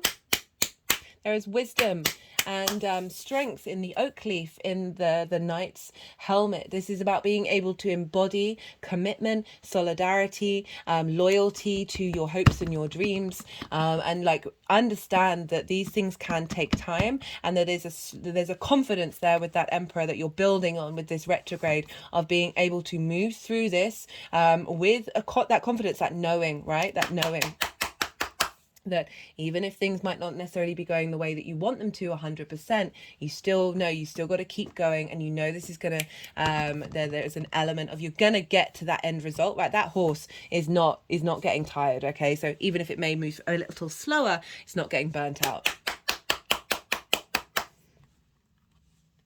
And this is like good energy to commit to your hopes and your dreams. Good combination of how to interact with hopes, with friends, groups and alliances, of this confidence. But that Aries energy is being tempered by the earth energy of saying, hey, you got this. There doesn't need to be brash or like overly independent that's actually negating your situation, but really acknowledging that sort of that inner sovereignty, and being able to have a weight to it, and be able to take action with that sovereignty. For the energy of the direct motion, so we've got the Five of Swords, the Moon and Temperance. The Five of Swords is in reverse, so this is, you know, this is conflict energy. This is the bully in the room, right? Bullies beget bullies, trauma gets trauma. I'm not shaming bullies. I get where that energy comes from.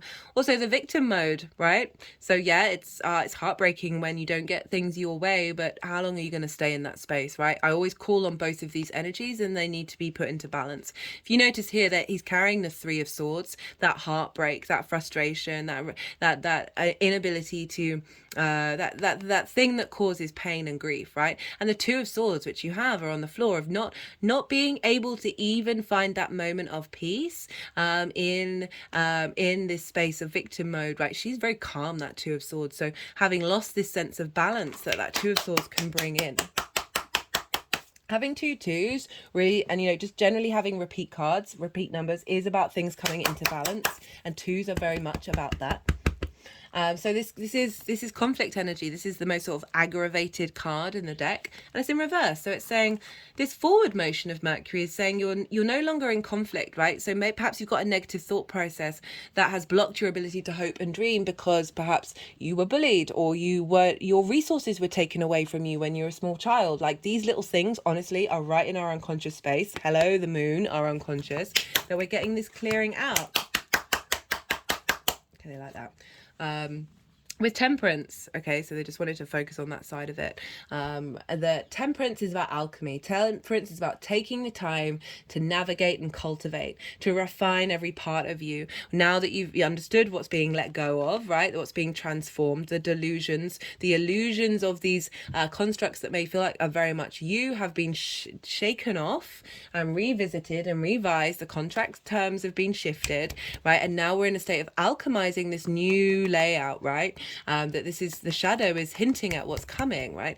The Temperance, alchemy, right? Alchemizing every single part of you to a higher level.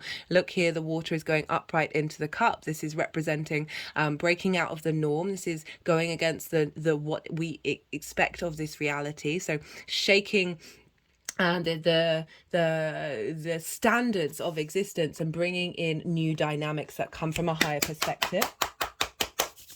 So this is saying, like, we've got the commitment to do the work, to unravel the things. The direct motion is saying, yes, we've been letting go of this. We've shaken off this delusion. Now, how are we integrating it, right? Remember, you're getting a feel of this new dynamic in your skin in the direct motion. And then we've got the next part of the journey, which is moving into the next chapter. So these are all slow energies, right? They're all saying pause. They're all saying be in a state of observation, see the nuances, work out the details, allow yourself the time to do that. We've got a lot of yin night energy, which is really calling us to slow down and not worry about doing all the things and getting it all done in a certain time and having all the different plans and worrying that if you don't match this time or do that and do that way, then you're missing out on anything. That is not what this energy is about. Okay, the energy moving forward. I really like this combination of cards a lot. When I saw that they wanted to put the 10 of Swords with the Justice card, that made me very, very happy. So remember, they were moving the plaster around the swords here, right? So swords are very much a symbol of Mars. This is about betrayal. This is feeling immobilized by ideas, constructs, limiting beliefs that we have within us, that are all along our spine. We store a lot of karmic energy in our spine. It's really good to do spinal work, but obviously be gentle and know your limits. We have a lot of karma there, and our kundalini energy rises through our spine, and when that's blocked off, we aren't able to be in flow. In the reverse, this is an acknowledgement that all those swords are falling out, right? Which I think was why the plaster was going over it. It's not that you're not going to be in pain, right? Those swords have come out, but the relief of all of this coming out, that you're going to get up and you're going to start moving around again. And there's a freeingness of these limiting beliefs that have bound you, have limited your movement in the way that you're able to embody your hopes and your dreams and understand the value that you have with hope, friends, groups and alliances. Also perhaps limiting beliefs, as I said, that may have been blocking things coming in from your career. I know people don't necessarily like to hear that, but the power of us, the individual, and what we vibrate out in the world is quite phenomenal, which is why I always say be mindful, question everything, work through everything, because there's so much in that unconscious space that we're like, oh dear, like somebody may have said something to you when you were 3 and like that's in there. Oh. And what I love with this one, the Justice card. So I talked about contracts. Justice is about contracts, is about fairness and equity and things coming into balance. Okay. So this is a perfect representation of the shift in how this is moving forward because new contracts have come in. Right, justice has righted wrongs. Justice has brought things into balance and has done so in an equitable way that is now nourishing you with these new soul contracts and contracts that you have with yourself turning up that then manifest out in the world. With the High Priestess and the 10 of Cups. Well, that's a kicker of the end of a reading, isn't it? Wasn't anticipating this one. The High Priestess, right, rather than taking action, she draws stuff towards her because her vibrational frequency is in alignment with her soul because she is the moon, right? She's truly in touch with her needs in her unconscious space, and therefore she is in alignment with her soul's frequency, and she knows whatever is meant for her is coming towards her, right? Rather than the Magician, which is all about taking direct action. Nothing wrong with that. It's also a wonderful part of the universe. But this is all about your deep intuition, your knowing, your gut, okay? Virgo rules the gut. The healthy gut, healthy mind, gut instinct, right? There's a sense of command, of understanding that you're not having to control everything, right? Having Virgo wherever it is can need to control what's going on, control those hopes and dreams. And through that becomes fear and judgment and self-criticism. And this is saying, no, not anymore. At least it's embodying this and taking the steps to embody this as well. With the 10 of Cups, so you got this is wild. Look at this. Look. 10 major arcana 10. This is a completion. This is a big big cycle that's happening here. So the Ten of Cups, this is upright. This is the last card. This has been showing up more than I would have expected. I mean, not given the messages that I've been channeling, but certainly if you look at certain transits in a stereotypical way, like you wouldn't necessarily expect this. But Virgo wants to facilitate the 3D realm. This is emotional contentment and comfort in the 3D emotional body, but in the 3D realm, right? So this is the happily ever after card. Right, it's the nuclear family. Not everyone's into that, right? Some of you, this may be your hope and your dream, and this is what's manifesting, okay? This is what you're building towards. You're elevating, whether you're in this already, you're now elevating whatever's going on. This can be just generally whatever it is that gives you this sense of being in union with every part of your life and having emotional contentment in all those areas. That doesn't mean that everything's great all the time, but certainly just knowing that you're on the right path. If you look at the cups, and the rainbow, this is the only rainbow in the tarot. And this is a very esoterical symbol. This is the light. For me, this is the light body, right? So when light is refracted, it forms the rainbow, which forms the colors of the chakras, right? So there's an element of enlightenment here. If you see here, these could be interpreted as wheels. Wheel in chakra in Sanskrit was wheel, right? The vortexes that we have that are turning within us. So this is about those being in alignment and being able to embody this sense of ease and comfort. As I said, there may still be difficulties going on. Of course there will. Some of you might not be, some of you maybe. Don't get disheartened. This is about being able to weather that storm, to having this inner peace within you despite what may be going on in the outside world, okay? But also very much happily ever after. I mean, I always get nervous when that card and the Nine of Cups comes up, because it's got big energy, right? Like, that's a lot to say to someone, and say to a collective sign, right? It's going to happen in nuanced ways with everybody, but generally I would always look to you and finding that inner enlightenment within you, that inner calm where you feel at ease with what's going on in your life. And like that hopes and dreams, right, of really being able to cultivate this energy. The more that we step into this energy, the more that everything falls into alignment, right? Whether they're happening immediately or happening further down the line, right? This is all sort of building up. This is all starting a new cycle. Remember, we've got that new moon in Virgo, which is instigating a new 6-month cycle before the full moon in Virgo, which will happen next year in Pisces season. So we've got a 6-month journey of this. Okay, let's pull some clarifications. This is the numerology deck. All the decks are in the description box if any of them take your fancy. So let's see what wants to come through for Scorpio for this Mercury retrograde in Virgo. What wants to come? Whoa, okay.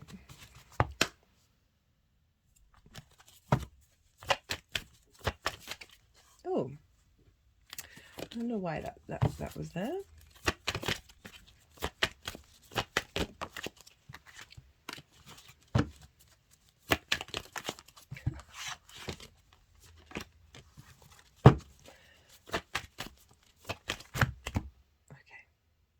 Sometimes the decks get playful. Oh,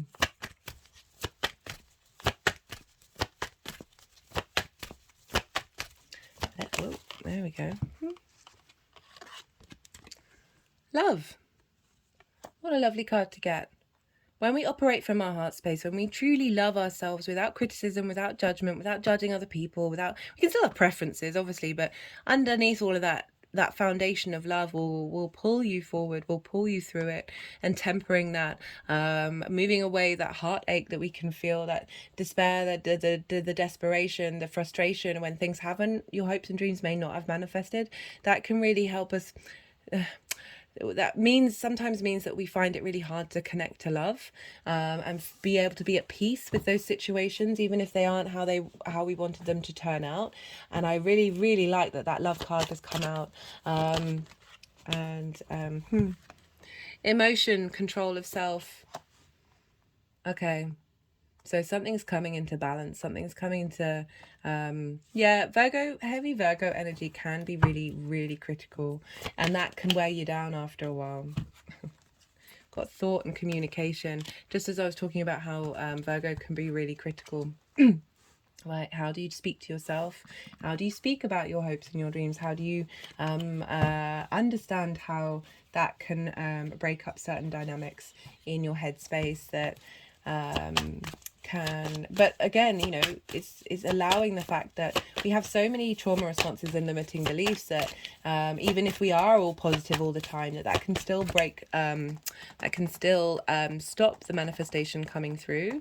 So it's really about compassion. It's really about compassion for all of those things and not shaming it and not hiding from it. And you can allow those emotions to be within you but not absorb you. And find love for all those different versions of yourself and the way that you express yourself. I love that. I love love. Love is at the root of everything, the love or the lack thereof, in my opinion. And I love that you're tempering this into finding some joy. I really like this, because remember, these are very positive houses: the house of good spirits and the house of joy. Okay, we've got the moderation card. I wonder what they're doing with it.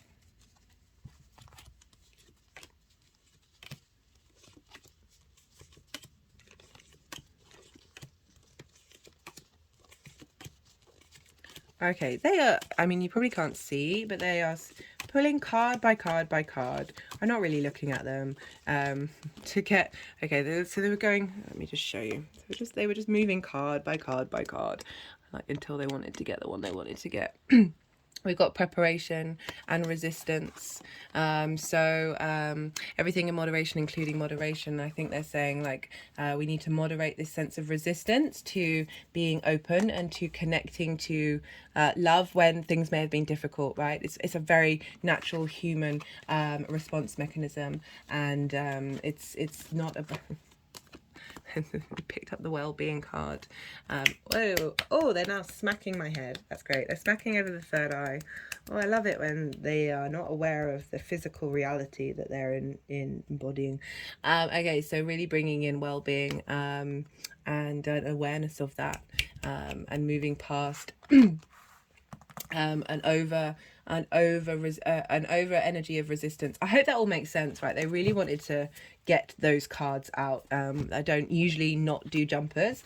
I try and focus on just doing jumpers, but they were quite insistent of, like, no, we're going to move through all of these cards.